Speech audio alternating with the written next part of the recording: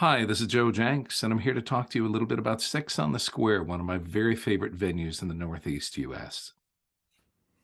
Six on the Square is extraordinary because you get the sense of being in a much more grand physical space while being in an intimate space. And I have seen performers grow as a result of the quality of attention that people pay to them while they're performing. Performers who are used to playing in pubs or bars or other settings come into Six on the Square and marvel at what it's like to play for an audience that is alive and attentive and engaged and interested in what they're doing. And it is such a rewarding experience to play there. Like I said, the sound is extraordinary, and the people are very friendly. The whole team of volunteers are great. And yeah, I've never left that room not feeling better than I did when I came in.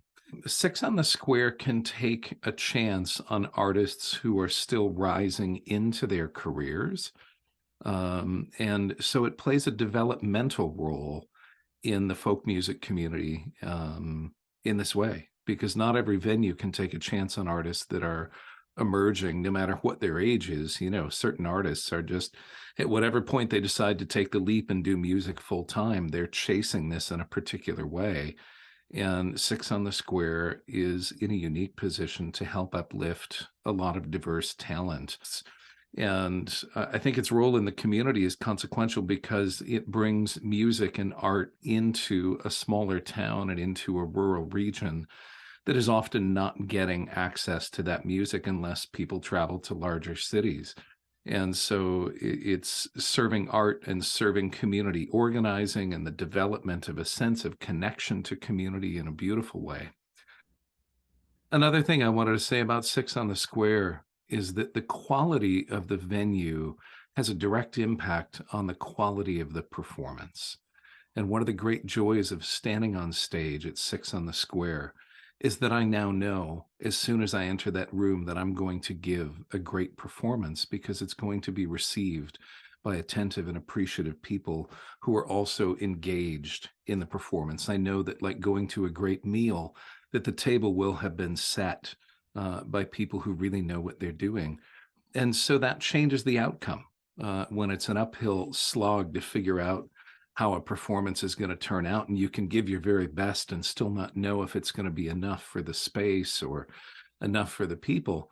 That's a harder night. When I walk into Six on the Square as a veteran road musician now of more than a quarter of a century, uh, I delight in it because I know from the moment I step over the threshold into that space that it's going to be a great night because I'm at Six on the Square.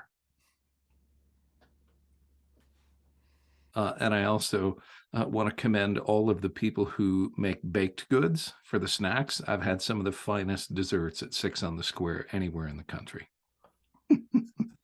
And you can pack a lot of people in there, and everybody's still, no more than 15 or 20 feet, 30 feet from the stage because of the way the room is set up.